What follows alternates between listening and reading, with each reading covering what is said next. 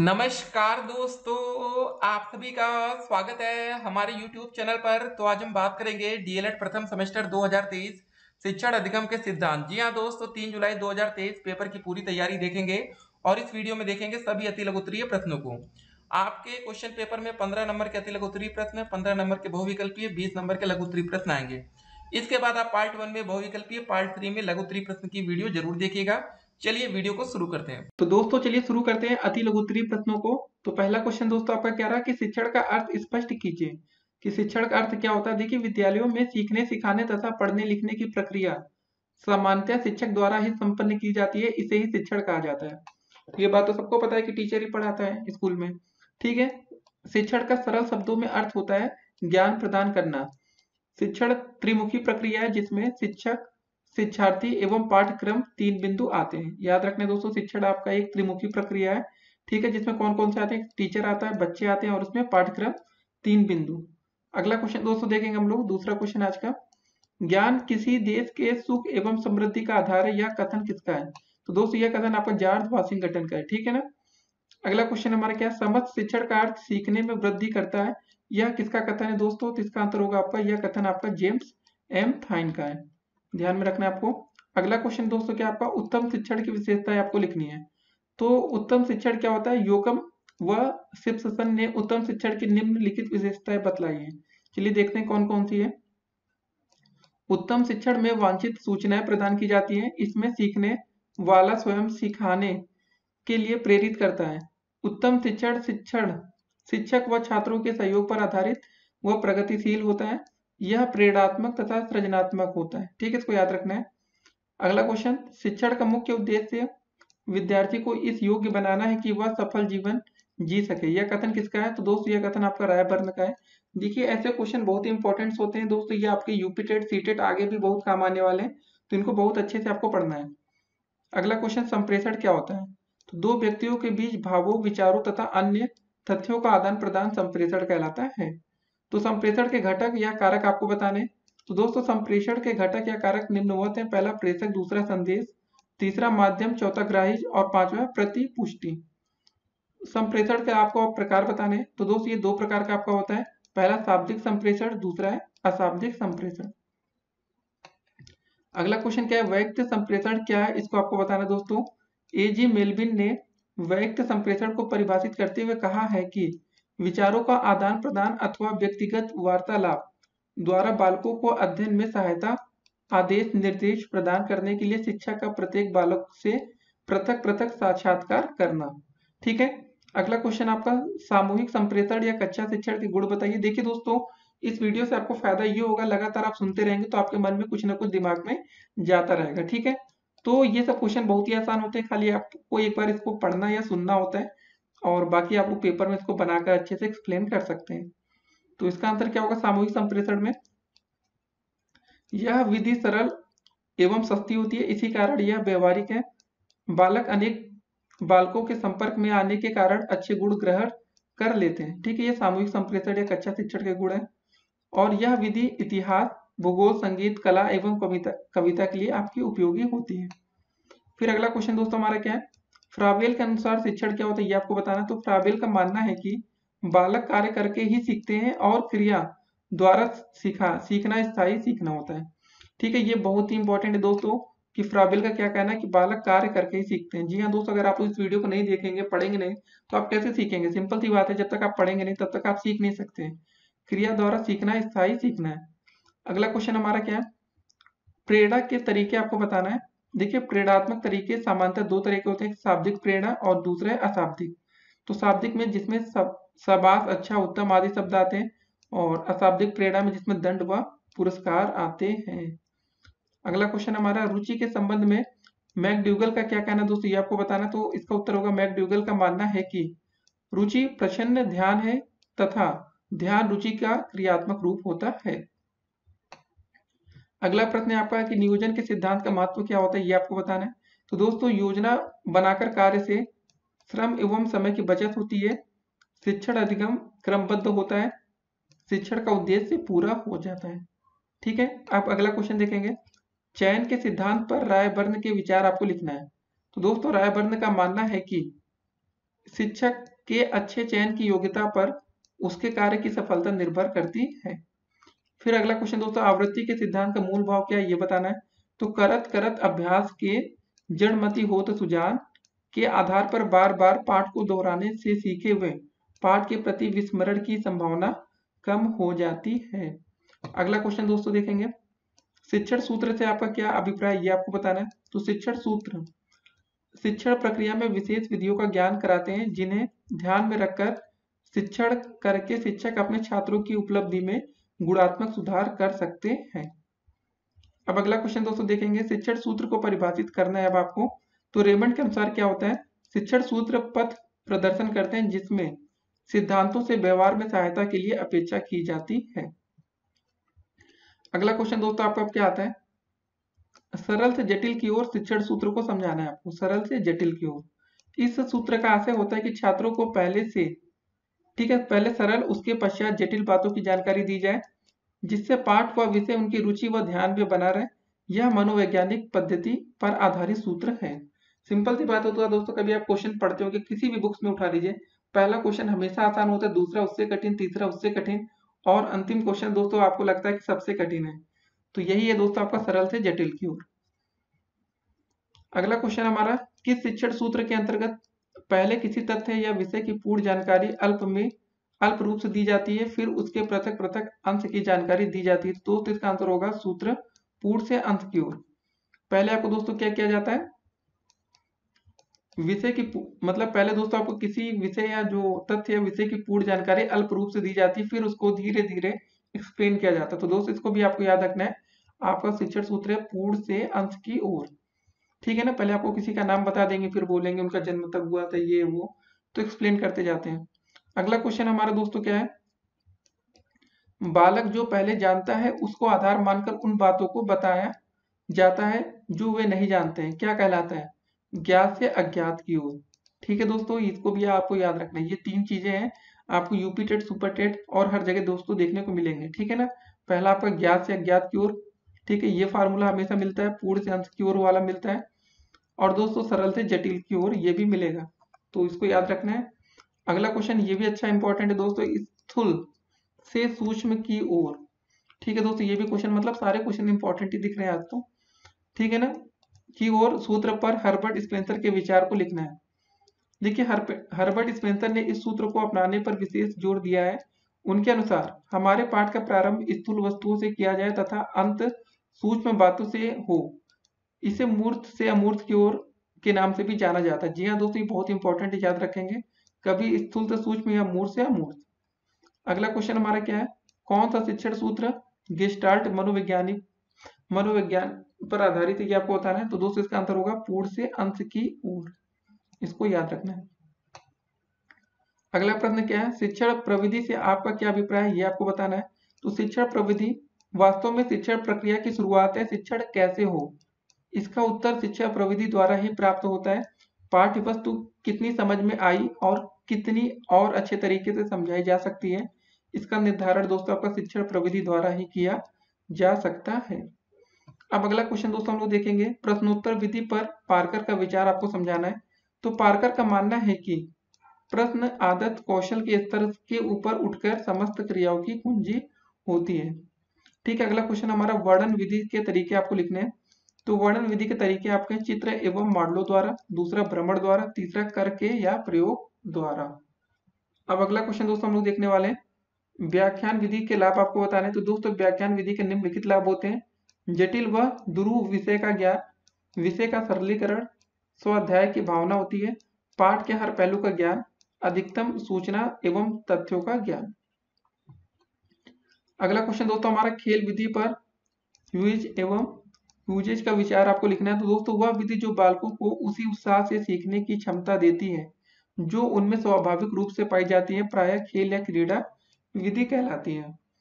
अगला क्वेश्चन दोस्तों हमारा क्या है, इसको देखते आइए, इस उद्यान में बालक पौधे, पाठशाला, बगीचा तथा शिक्षक माली होता है, यह कथन किसने व्यक्त किया है। तो दोस्तों किंडरगार्टन विधि के जनक फ्रॉबेल ने। इसको भी दोस्तों आपको ध्यान में रखना है। ठीक है, अगला क्वेश्चन, भाषा शिक्षण की दक्षताएं कौन कौन सी हैं। पहले दोस्तों सुनना, बोलना, पढ़ना और लिखना, याद रखना दोस्तों, ये इंपॉर्टेंट क्वेश्चन है। कार्यशाला प्रविधि से क्या अभिप्राय है दोस्तों, आपको ये बताना है। तो कार्यशाला एक निश्चित विषय पर परिचर्या का प्रायोगिक कार्य है जिसमें सभी प्रतिभागी सदस्य अपने ज्ञान, अनुभवों व कौशलों के पारस्परिक आदान प्रदान के द्वारा विषय के बारे में सोचते हैं। अगला क्वेश्चन, कार्यशाला का मूल सूत्र क्या होता है दोस्तों। तो दोस्तों कार्यशाला का मूल सूत्र है उद्देश्य प्राप्ति के लिए आपस में मिलजुल कर सहयोगात्मक भावना से कार्य करना। अब भ्रमण विधि से क्या आता है ये आपको बताना है। तो दोस्तों भ्रमण विधि, जो आपकी भ्रमण विधि का आशय है, सिंपल सी बात है, घूमना। स्पष्ट है कि इस विधि में स्थलों वस्तुओं का ज्ञान घूम घूम कर प्राप्त किया जाता है। इस विधि को शैक्षिक भ्रमण भी कहते हैं। तो दोस्तों अगला क्वेश्चन क्या रहा हमारा कि भ्रमण विधि के लाभ आपको बताना है, क्या लाभ होता है। तो भ्रमण विधि के लाभ दोस्तों देखते हैं। पहला होता है दोस्तों सीखना रुचिपूर्ण लगता है, सामाजिक भावना विकास होता है, ठीक है, सामाजिक भावना का, समस्त इंद्रियां क्रियाशील रहती हैं और सीखने में स्वतंत्रता रहती है। तो दोस्तों भ्रमण विधि है, आप भी कोशिश करते होंगे, चलिए घूम कर आते हैं कहीं। अगला क्वेश्चन दोस्तों आपका टीएलएम का पूरा नाम तथा उपयोग लिखिए। देखिए टीएलएम ये बहुत इंपॉर्टेंट क्वेश्चन है और आसान इसका आंसर होता है टीएलएम का teaching learning material. Full form होता है हिंदी में शिक्षण अधिगम सामग्री, ठीक है, तथा इसका उपयोग कक्षा शिक्षण कार्य को प्रभावी एवं रोचक बनाने में किया जाता है। अगला क्वेश्चन, गतिविधि से क्या आप क्या समझते हैं ये आपको बताना है। तो वह तरीका जो अधिगम प्रक्रिया को रोचक बनाता है तथा जिसके द्वारा प्राप्त ज्ञान स्थायी होता है, दोस्तों ये गतिविधि है। गतिविधि आधारित शिक्षण क्या होता है दोस्तों, ये आपको एक्सप्लेन करना है। तो जब सीखते सिखाने की प्रक्रिया, ठीक है, जब सीखने सिखाने की प्रक्रिया गतिविधि के द्वारा कराई जाती है तो इसे गतिविधि आधारित शिक्षण कहते हैं और यह शिक्षण की नवीन विद्या होती है। बाल केंद्रित शिक्षण से क्या अभिप्राय है। देखिए बाल केंद्रित शिक्षण बालक की रुचियों, प्रवृत्तियों तथा क्षमताओं को विकसित, ठीक है, क्षमताओं को ध्यान में रखकर आयोजित किया जाता है तथा इस शिक्षण के द्वारा बालक के व्यक्तित्व का पूर्ण सम्मान करते हुए उसके सर्वांगीण विकास का प्रयास किया जाता है। देखिए बाल केंद्रित क्वेश्चन ये बहुत बार आपको पूछा जाएगा पेपर में, तो ये ध्यान में आपको रखना है, ठीक है। अगला क्वेश्चन आपका क्रियात्मक क्रियापरक विधि से आपका क्या अभिप्राय है दोस्तों। तो क्रियापरक विधि का प्रयोग उस समय किया जाता है जब किसी विषय के शिक्षण में लक्ष्यों को आगे बढ़ाने के लिए छात्रों द्वारा किसी प्रकार की क्रिया की जाती है। अगला क्वेश्चन, रुचिपूर्ण शिक्षण में किए जाने वाले क्रियाकलापों का उल्लेख करना है आपको। तो रुचिपूर्ण शिक्षक संबंधी क्रियाकलाप निम्नलिखित हैं। पहला आपका गीत कविता, दूसरा कहानी चित्रण, तीसरा खेल है, चौथा है अभिनय नाटक, पांचवा है भ्रमण निरीक्षण, छठा है पहेली, सातवां दोस्तों वार्तालाप और आठवां है पर्यावरण में पाई जाने वाली वस्तुओं का उपयोग। गेज के अनुसार शिक्षण कौशल क्या है दोस्तों, आपको ये बताना है। तो इसका आंसर होगा आपका शिक्षण कौशल एक विशेष अनुदेशन क्रिया है जिसका प्रयोग अध्यापन मतलब अध्यापक अपनी कक्षा में करता है। तो ये दोस्तों इंपॉर्टेंट क्वेश्चन है गेज के अनुसार, इसकी भी परिभाषाएं पेपर में पूछी जाती है। अगला क्वेश्चन देखेंगे अब, दक्षता आधारित शिक्षण का क्या अर्थ होता है ये आपको बताना है। तो दक्षता आधारित शिक्षण से तात्पर्य है दक्ष अध्यापकों द्वारा ऐसा शिक्षण जो छात्रों को ज्ञान प्राप्ति में दक्ष बना सके। दक्षताओं का विकास तभी संभव है जब शिक्षार्थी किसी ज्ञान की इकाई को उस समय मतलब उस सीमा तक सीख ले कि वह अपने जीवन का अंग बन जाए, ठीक है दोस्तों, ये ध्यान आपको रखना है। अगला क्वेश्चन, दक्षता आधारित शिक्षण के उद्देश्य आपको बताने हैं। तो दक्षता आधारित शिक्षण के उद्देश्य निम्नलिखित हैं। पहला, छात्रों को विषय विशेष में दक्ष बनाना, ठीक है, प्रतिस्पर्धा की भावना का विकसित करना, ज्ञान को स्थायित्व प्रदान करना, शिक्षण के प्रति रुचि तथा सहयोग की भावना का विकास करना। अगला क्वेश्चन दोस्तों क्या आपका उपचारात्मक शिक्षण से क्या अभिप्राय है ये आपको बताना है। तो उपचारात्मक शिक्षण वास्तव में छात्र ने जो कुछ सीखा है उसको ध्यान में रखकर उसकी उन्नति प्राप्त करने के लिए होता है। इसके अंतर्गत शिक्षक छात्र को अपनी कमजोरियों के क्षेत्रों में अधिक योग्यता की दिशा में अग्रसर करता है।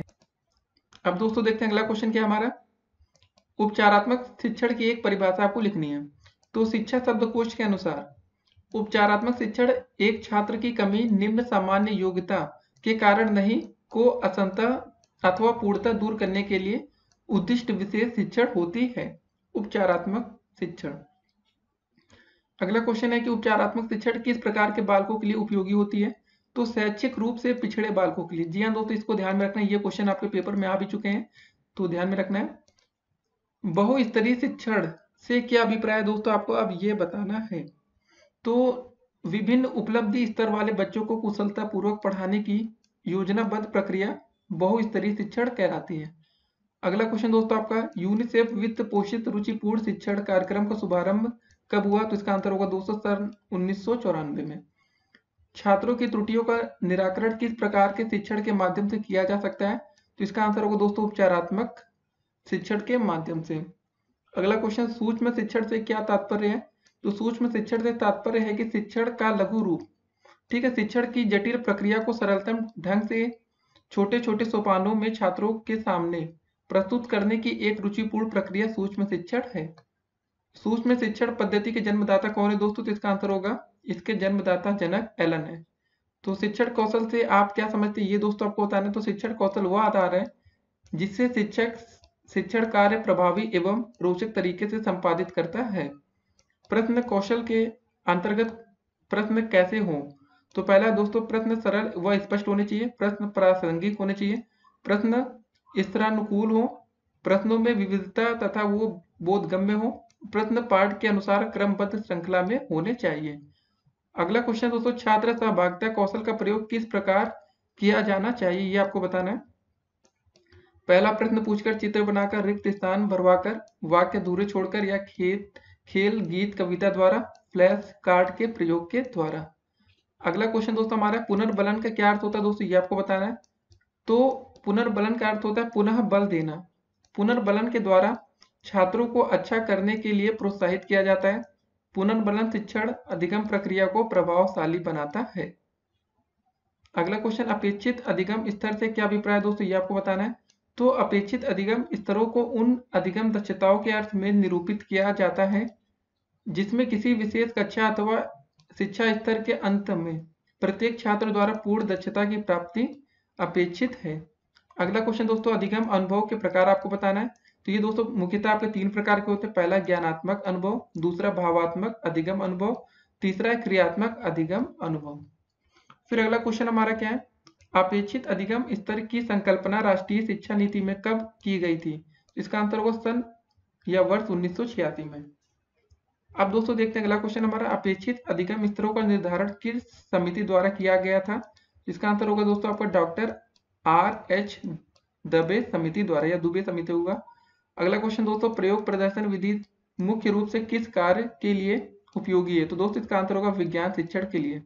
बहुकक्षा शिक्षण क्या है, ये आपको बताना है। तो बहुकक्षा शिक्षण शिक्षण की नवीन विधा है। जब शिक्षण कार्य कई कक्षाओं के बच्चों को एक साथ बैठाकर किया जाता है तो ऐसा शिक्षण बहुकक्षा शिक्षण कहलाता है। तो हो सकता है दोस्तों आपने बचपन में भी आपके साथ देखा होगा, कक्षा 1 कक्षा 2 सब लोग साथ मिलकर बैठते थे ना, तो वही चीज है। अगला क्वेश्चन दोस्तों, शिक्षण पद्धति के अंतर्गत डाल्टन योजना का प्रतिपादन किसने किया? इंपॉर्टेंट क्वेश्चन है।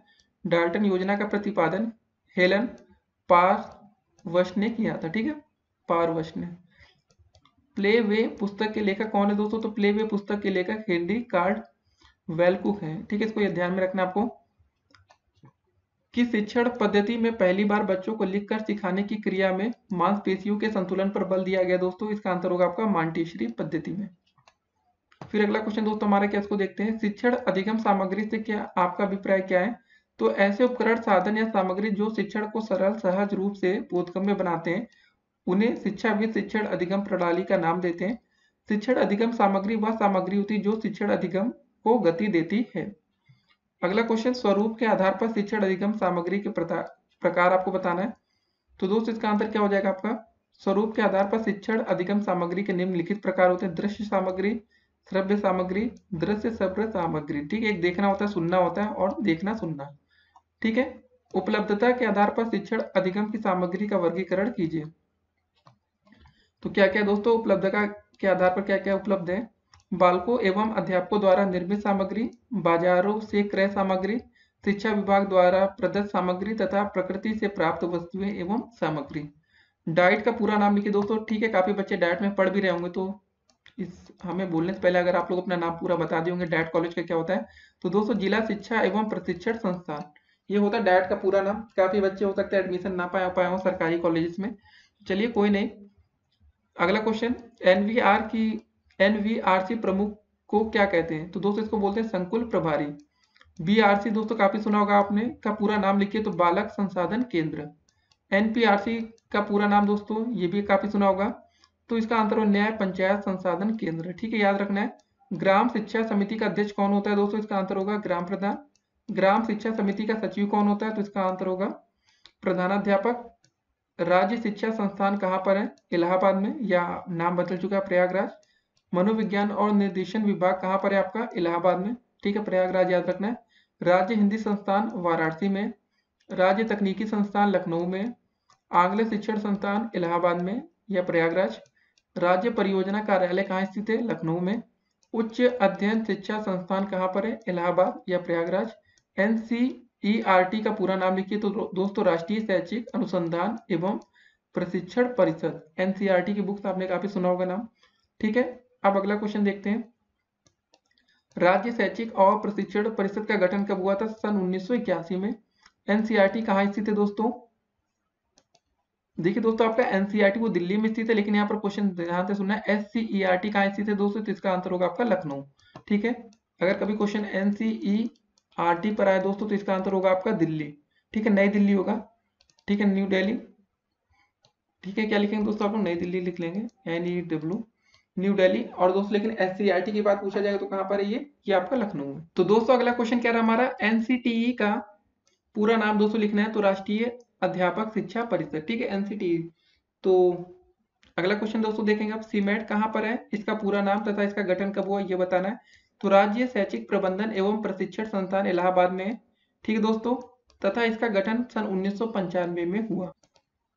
अगला क्वेश्चन दोस्तों हम लोग देखेंगे, राष्ट्रीय अध्यापक शिक्षा परिषद की स्थापना किस वर्ष हुई? तो सन 1995 में, ठीक है। उत्तम शिक्षण अधिगम सामग्री के संबंध में बताइए।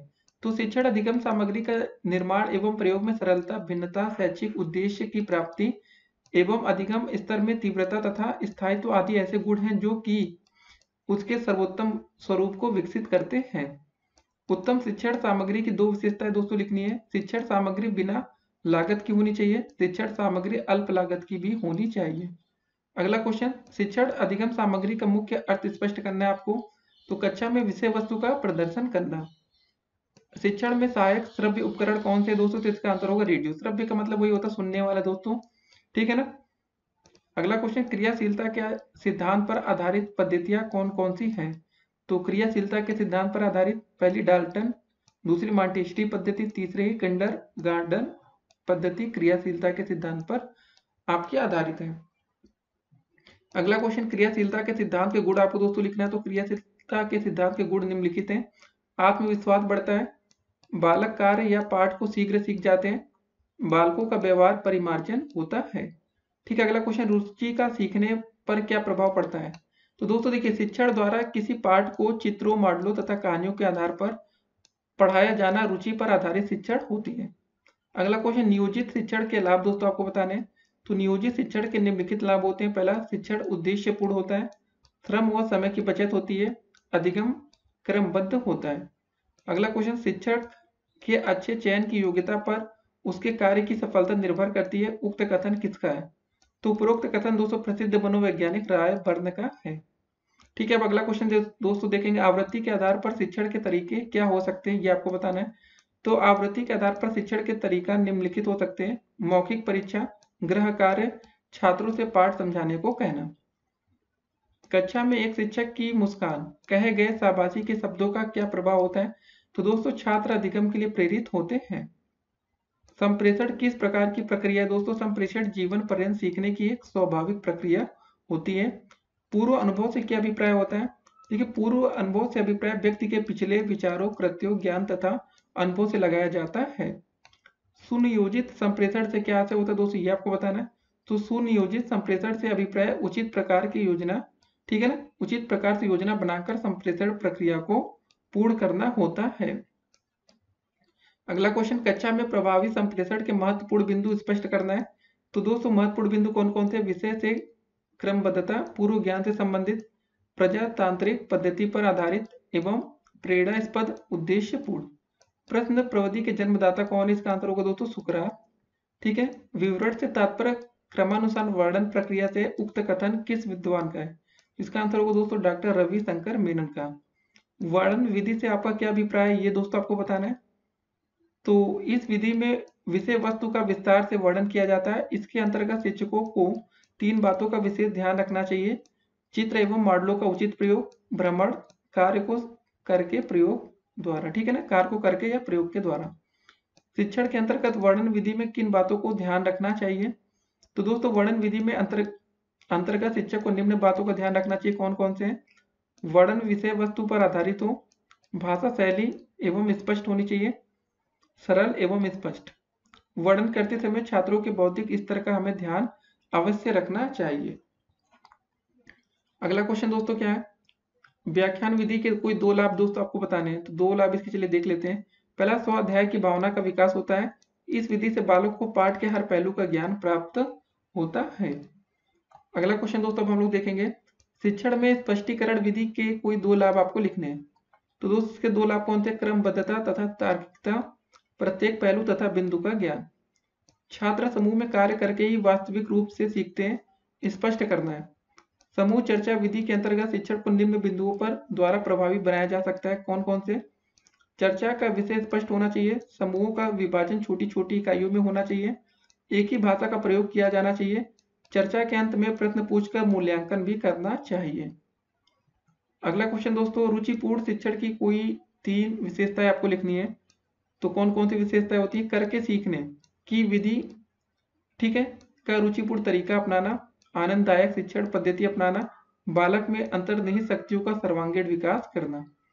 अगला क्वेश्चन, अपेक्षित अधिगम स्तर पर निर्धारण क्यों किया जाता है? ठीक है दोस्तों, आपका अपेक्षित अधिगम स्तर के उद्देश्य हैं विविध छात्रों के उपलब्धि स्तर की विषमताओं को दूर करना, छात्रों में समान शैक्षिक गुणवत्ता की प्राप्ति सुनिश्चित करना, शिक्षकों को शिक्षण अधिगम की उपयुक्त विधि के चयन में सहायता करना। अब अगला क्वेश्चन दोस्तों देखते हैं, कौन सी शिक्षण अधिगम सामग्री उत्तम हो सकती है? जो विषय वस्तु को अच्छी तरह समझती हो, जो आसानी से उपलब्ध हो, जो निर्मित की जा सकती हो, कक्षा के सभी छात्रों को प्रेरित करने वाली हो। ठीक है, अब अगला क्वेश्चन दोस्तों देखेंगे हम लोग, शिक्षण को रुचिपूर्ण बनाने के लिए शिक्षक को किसके प्रयोग में दक्ष होना चाहिए? देखिए दोस्तों, शिक्षक द्वारा शिक्षक के अनेक उद्देश्यों की प्राप्ति हेतु ऐसी अधिगम प्रणाली जो आकार, प्रकार, रंग एवं कलात्मक पूर्ण हो प्रयोग करना चाहिए। ऐसी सामग्री में निम्न को सम्मिलित करते हैं, जो एक से अधिक विषयों में प्रयोग हो सके, जो एक से अधिक कक्षाओं में प्रयोग हो सके, जो विषयवार पाठ के अनुरूप हो। अब अगला क्वेश्चन दोस्तों देखते हैं, अपेक्षित अधिगम स्तर का क्या लक्ष्य होना चाहिए? तो दोस्तों छात्रों को कुशलतम पारंगतता के स्तर तक ले जाना ही अपेक्षित अधिगम स्तर का हमें लक्ष्य होना चाहिए। अब दोस्तों देखते हैं अगला क्वेश्चन आज का क्या है, पुनर्बलन प्रदान करने का कार्य किसका है? तो विद्यालय में पुनर्बलन प्रदान करने का कार्य शिक्षक का होता है। निरीक्षण विधि का शिक्षण में क्या महत्व है? यह मनोवैज्ञानिक प्रविधि है, इसके प्रयोग से छात्रों की ज्ञानेंद्रियों का विकास होता है। अगला क्वेश्चन दोस्तों देखेंगे, शिक्षण सामग्री के रख रखाव में क्या ध्यान रखना चाहिए? देखिए, शिक्षण सामग्री को ऐसे स्थान पर रखना चाहिए जहां नमी तथा दीमक ना हो, कीड़े आदि से बचाव की व्यवस्था होनी चाहिए तथा अच्छी गुणवत्ता वाली वस्तुएं का प्रयोग करना चाहिए जिसमें वह अधिक समय तक सुरक्षित रखी जा सके।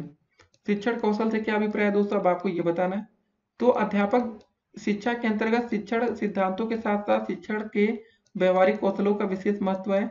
यदि शिक्षक आधारभूत शिक्षण कला में निपुण नहीं है तो वह छात्रों का उचित मार्गदर्शन करने और उनमें वांछित परिवर्तन लाने में सफल नहीं हो सकता। शिक्षक को शिक्षण कला में निपुण होने के लिए शिक्षण क्रिया के समय शिक्षण द्वारा प्रतिपादित व्यवहारों की जानकारी करके उनका अभ्यास करना नितांत आवश्यक है। शिक्षण प्रक्रिया के दौरान शिक्षक द्वारा विभिन्न व्यवहारों का संपादन होता है, इस प्रकार व्यवहारों को शिक्षण कौशल हम कहते हैं। तो ऐसे क्वेश्चन दोस्तों आपके 2 नंबर में पूछे जा सकते हैं, तो आपको ध्यान में रखना चाहिए। अब दोस्तों देखते हैं आज का अगला प्रश्न, सूक्ष्म शिक्षण से क्या तात्पर्य ये आपको बताना है। एलन के अनुसार सूक्ष्म शिक्षण से अभिप्राय शिक्षण प्रक्रिया को उस सरलीकृत लघु रूप से है जिसे थोड़े छात्रों वाली कक्षा के सामने अल्प समय में संपन्न किया जा सके। अगला क्वेश्चन, शिक्षण के कोई 2 उद्देश्य आपको बताने हैं, मानसिक क्षमता का विकास, क्रियाशीलता का विकास।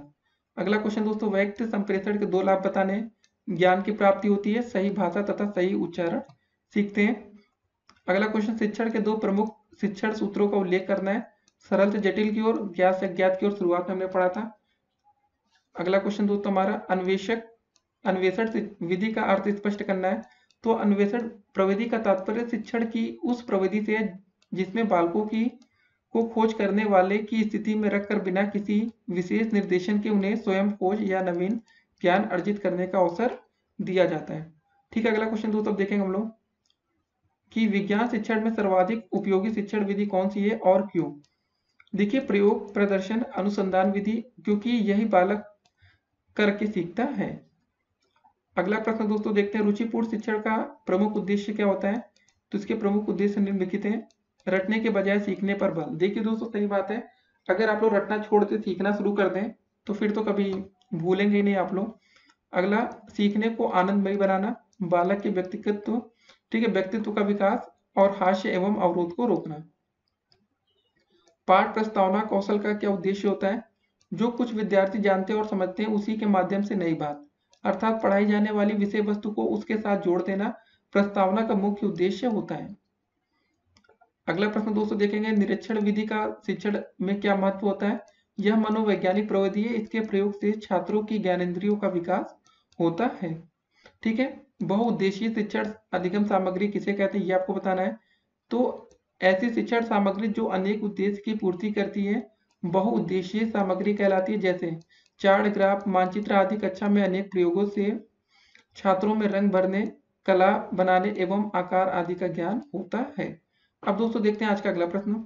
तो दोस्तों अगला क्वेश्चन क्या रहा हमारा कि संप्रेषण के प्रमुख घटकों का नामोल्लेख कीजिए। जी हाँ दोस्तों, तो कौन कौन से इसके प्रमुख घटक हैं। प्रेषक, संदेश और ग्राही। ठीक है, याद रखना है। अगला क्वेश्चन, शिक्षण में अभिप्रेरणा का सिद्धांत से क्या आशय होता है। तो दोस्तों बी.डी. भाटिया के अनुसार प्रेरणा बालक में रुचि उत्पन्न करती है और वह एक बार किसी विषय में रुचि लेने लगता है तो उसे ध्यानपूर्वक पढ़ता है, याद करता है, उसमें ध्यान मग्न होकर कार्य करता है। इस प्रकार सीखने का कार्य सरल हो जाता है, चाहे वह आगे कितना भी कठिन हो। तो दोस्तों होता है काफी बच्चे जो बायो होता है, देखिए शुरुआत में कितना इंटरेस्ट क्रिएट होता है, आप पहले 2-3 दिन पढ़ते हैं, तो अगर एक बार आपका मन लग चुका तो दोस्तों आप तो पूरी बॉडी की एक एक चीजें रट्टा मान लेंगे। तो वही चीजें होती हैं दोस्तों जो पढ़कर आगे चलकर डॉक्टर बनते हैं। अगला क्वेश्चन, उदाहरण प्रविधि की 2 उपयोगिता आपको बतानी है। उदाहरण से पाठ्य वस्तु रोचक, बोधगम्य एवं स्पष्ट हो जाती है। उदाहरणों का प्रयोग विषय सामग्री को अधिक स्पष्ट करता है और नया ज्ञान प्रदान करता है। जी हाँ दोस्तों, जब तक अगर आपको किसी बात के लिए एग्जाम्पल ना दिया जाए तब तक उतनी मजा नहीं आती है। अगला क्वेश्चन दोस्तों आपका, ज्ञात से अज्ञात की ओर शिक्षण सूत्र किस तथ्य पर आधारित है। बालक ने जो कुछ सीख लिया है, ठीक है, वही उसको ज्ञात है। इसी ज्ञात या पूर्व ज्ञान के सहारे वह नया ज्ञान प्राप्त करता है। यह शिक्षण सूत्र इसी तथ्य पर आधारित है। जी हाँ दोस्तों, ज्ञात से अज्ञात की ओर। पहले तो आपने कुछ सीख रखा है ना, जो आपने दोस्तों पहले सीख रखा है, आज वही इस वीडियो को देखकर और उसको ज्ञात से अज्ञात की ओर सीख रहे हैं। अगला क्वेश्चन दोस्तों, दक्षता आधारित विधि के सोपान बताना है। तो क्या होता है दोस्तों इसके सोपान।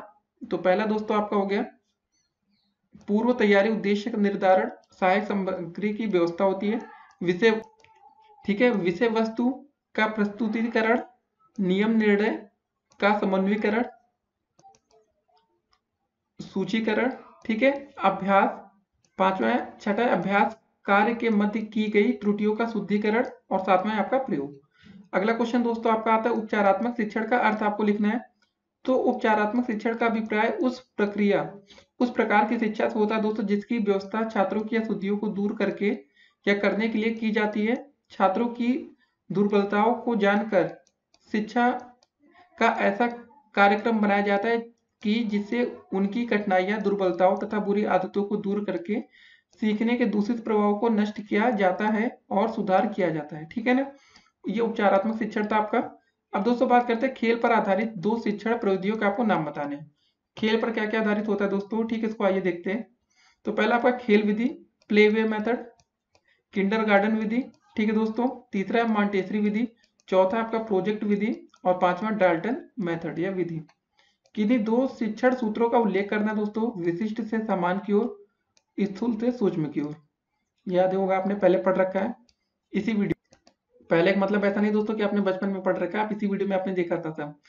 शिक्षण में रुचि का सिद्धांत से क्या आशय होता है दोस्तों। देखिए, शिक्षण के स्पष्ट, सुपाच्य, पठनीय एवं रुचिपूर्ण बनाने के लिए पाठ में एक आदर्श लक्ष्य निर्धारित किया जाता है। इस निर्धारित लक्ष्य के द्वारा ही आगे बढ़कर पाठ में रुचि उत्पन्न की जा सकती है। अगला क्वेश्चन दोस्तों, संप्रेषण के प्रकार कौन कौन से आपको ये बताना है। तो ये आपका 2 प्रकार का होता है। पहली बात पहला शाब्दिक संप्रेषण, दूसरा अशाब्दिक संप्रेषण। शाब्दिक में मौखिक और लिखित संप्रेषण आता है और अशाब्दिक में वाणी संप्रेषण, मुख मुद्राएं एवं चक्षु संपर्क, स्पर्श संपर्क। ठीक है। अगला क्वेश्चन, शिक्षण में प्रश्नोत्तर विधि का क्या महत्व है, आपको ये बताना है। तो शिक्षण में प्रश्नोत्तर विधि प्रविधि का महत्व निम्न प्रकार से होता है। बालकों को प्रेरित करना, रुचियों, अभिरुचियों तथा योग्यताओं का पता लगाना, क्रियाशीलता हेतु बच्चे के शारीरिक, बौद्धिक, सामाजिक ज्ञान का पता लगाना, ध्यान केंद्रित करने के लिए, आत्मविश्वास उत्पन्न करने के लिए भी। अगला क्वेश्चन दोस्तों आपका, गतिविधि आधारित शिक्षण की दो उपयोगिता आपको लिखनी है। तो इसमें छात्र अपनी स्वयं की क्रिया के द्वारा ज्ञान प्राप्त करता है। इसमें क्रिया द्वारा सीखने पर बल दिया जाता है। इसमें छात्र का शरीर और मस्तिष्क दोनों कार्य करते हैं। बहुस्तरीय कक्षा शिक्षण किसे कहते हैं दोस्तों, ये आपको समझाना है। तो बहुस्तरीय शिक्षण विधि का अभिप्राय एक ऐसे शिक्षण से है जिसमें शिक्षक दो या दो से अधिक कक्षाओं के छात्राओं को एक साथ बैठाकर उनकी व्यक्त रुचियों, भिन्नता, उपलब्धि, अभिरुचि, मानसिक परिपक्वता को ध्यान में रखकर शिक्षण कार्य करता है, जिसके परिणाम स्वरूप सभी छात्र अध्ययनरत रहते हैं तथा अनुशासन बना रहता है। प्रश्नों की दो विशेषताएं आपको लिखनी है। प्रश्न सरल एवं स्पष्ट होने चाहिए। बच्चों की शारीरिक, मानसिक अवस्था, रुचि, योग्यता तथा अभिरुचि पर आधारित प्रश्न होने चाहिए। पुनर्बलन कौशल का क्या उद्देश्य होता है दोस्तों, ये आपको समझाना है। छात्रों को प्रोत्साहित करने के लिए, छात्रों के उत्तर को संशोधित करने के लिए, छात्रों को प्रेरित करने के लिए और छात्रों में पाठ के प्रति रुचि उत्पन्न करने के लिए भी।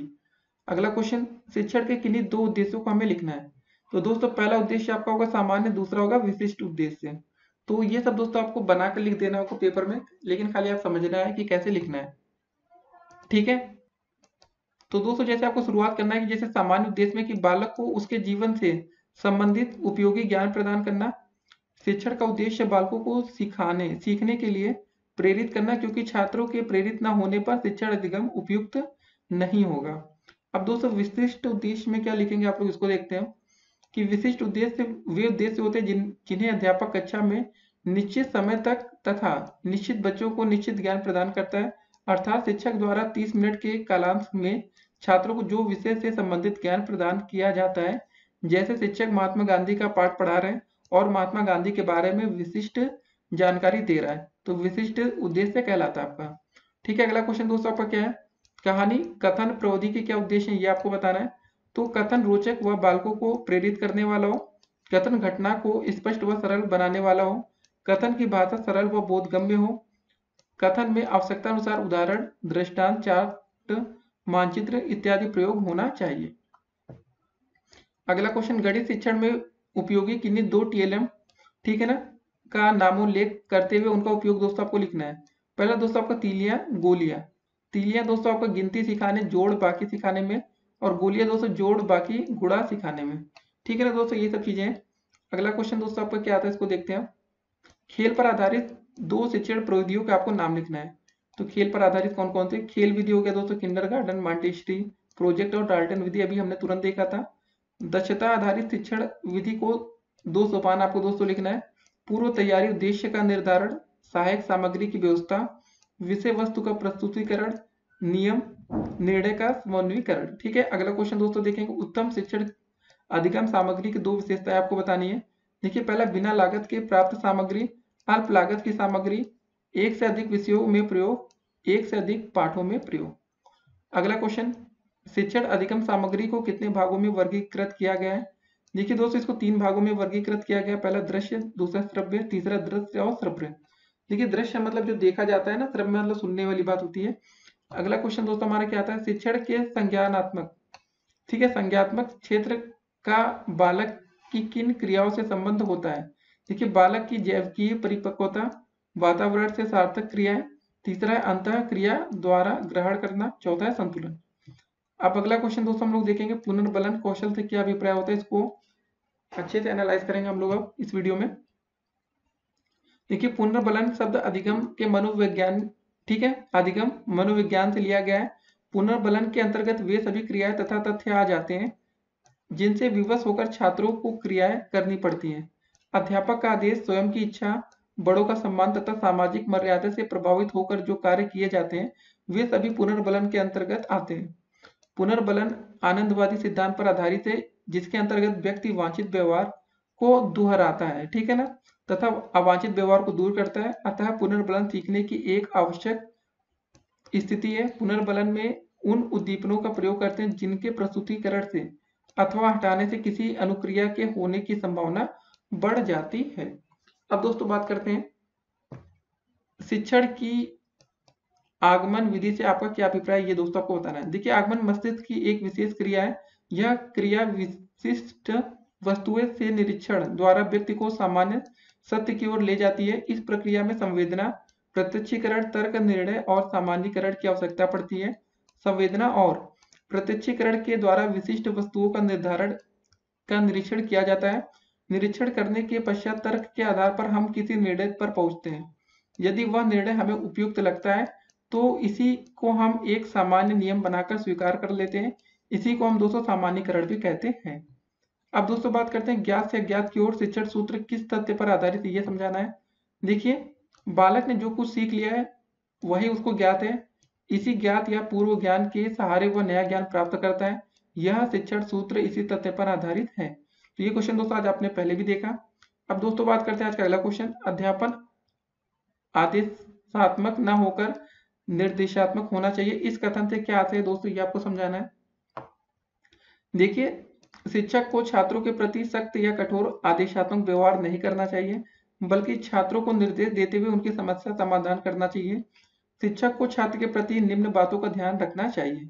पहला दोस्तों, शारीरिक दंड प्रक्रिया को बहिष्कृत करना, पढ़ाने की क्रिया पर जोर न देकर सिखाने की क्रिया पर जोर देना, बच्चों को स्वयं करके सीखने पर बल देना, प्रेषण, सूचना संचालन तथा निष्कर्ष निकालने की दक्षता का विकास, शिक्षण सामग्री का उपयोग करना। अब दोस्तों बात करते हैं जो क्वेश्चन आपके पेपर में पूछे जा चुके हैं। देखिए, ये सब क्वेश्चन आ चुके हैं। शिक्षण सूत्रों में होने वाले 2 लाभ बताने दोस्तों। देखिए, अब आप तो ऐसे क्वेश्चन आप बहुत आसानी से लिख सकते हैं कि शिक्षण सूत्र द्वारा शिक्षण को अधिक रोचक, रचनात्मक तथा बच्चों की रुचि के अनुकूल बनाता है।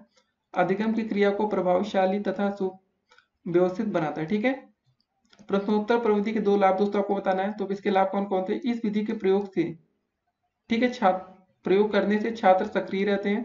इस विधि से छात्रों की समस्या एवं कठिनाइयों का निराकरण किया जाता है। देखिए दोस्तों, प्रश्नोत्तर प्रविधि आप एक तरह से ये समझिए, जब क्लास में आप लोग बहुत चिल्लाते होंगे तो टीचर देखते नहीं, वो रैंडमली क्वेश्चन पूछता है, चलो खड़े हो जाओ, तुम बताओ क्या हमने पढ़ा है।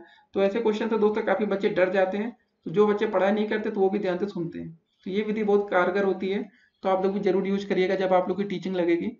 अगला क्वेश्चन दोस्तों, काठिन्य निवारण किस विषय की पाठ योजना का घटक है, ये क्यों किया जाता है दोस्तों, ये आपको बताना है, ठीक है। ये आज का अंतिम क्वेश्चन भी है। काठिन्य निवारण व्याख्या कौशल का घटक है। व्याख्या कौशल का प्रयोग साहित्य तथा भाषा विज्ञान में शब्द व्याख्या, भाषण व्याख्या आदि के लिए किया जाता है। व्याख्या जो आपकी व्याख्या एक ऐसी युक्ति होती है जिसमें किसी शब्द या कथन को सरल बनाकर बालकों को समझाया जाता है। व्याख्या में कठिन शब्दों की जगह सरल शब्द बनाए जाते हैं और जटिल विचारों को छात्रों के अनुभूत भावों से प्रस्तुत किया जाता है तथा सभी कठिनाइयों को सरलता पूर्वक प्रस्तुत किया जाता है। दोस्तों, ये था आपका काठिन्य निवारण। तो दोस्तों, आज हमने देखे ढेर सारे क्वेश्चन और उम्मीद करते हैं दोस्तों आप हर क्वेश्चन को अच्छे से पढ़ेंगे। अगर एक बार में समझ में आए तो दोस्तों इस वीडियो को 2 से लेकर 5 बार देखिएगा, ठीक है, या 10-10 बार आप वीडियो को देख सकते हैं। देखिए, जितनी बार आप रिपीट करेंगे, आपने भी देखा दोस्तों, आवृत्ति जितनी बार आप करते हैं उतनी ज्यादा आपको याद होने की क्षमता बढ़ती है, ठीक है। क्वेश्चन अगर आप भूल रहे हो, समझ में आ गए हो, देखिए ये आपको समझना ज्यादा नहीं, मेन बात होती है कि आपके मन में थोड़ा बहुत बैठ जाए, जब पेपर में आएगा तो आप उसको बनाकर अच्छे से एक्सप्लेन कर सकते हैं, ठीक है ना। तो ये सब क्वेश्चन 1 नंबर में आएंगे और 2 नंबर वाले क्वेश्चन दोस्तों इसी बेस पर होंगे, तो आपको परेशान नहीं होना है। बहुविकल्पिक दोस्तों अभी तक वीडियो आपने ना देखी तो इस वीडियो को समाप्त होते ही सबसे पहले बहुविकल्पिक वीडियो देखेंगे, पार्ट 1 है दोस्तों जो कि, और एक पार्ट 3 दोस्तों आपकी लघुत्तरिक वीडियो है, और ये आपकी दोस्तों अति लघुत्तरिक की थी पार्ट 2। तो दोस्तों ये सारी वीडियोस बन के आपका कंप्लीट सिलेबस तैयार होता है। तो दोस्तों फिर मिलेंगे अगली वीडियो में कुछ इंटरेस्टिंग टॉपिक के साथ, तब तक के लिए स्टे कनेक्टेड। और अगर आप लोग हमारे चैनल पर नए हो तो चैनल को सब्सक्राइब कर लीजिएगा, जिससे कि आने वाली वीडियो की नोटिफिकेशन भी तो आपको मिलनी चाहिए ना, नहीं तो दिक्कत नहीं होगी, ठीक है। सब्सक्राइब करें और वीडियो को अधिक से अधिक अपने दोस्तों तक शेयर करें। फिर मिलते हैं, स्टे कनेक्टेड और ऑल द बेस्ट पेपर के लिए।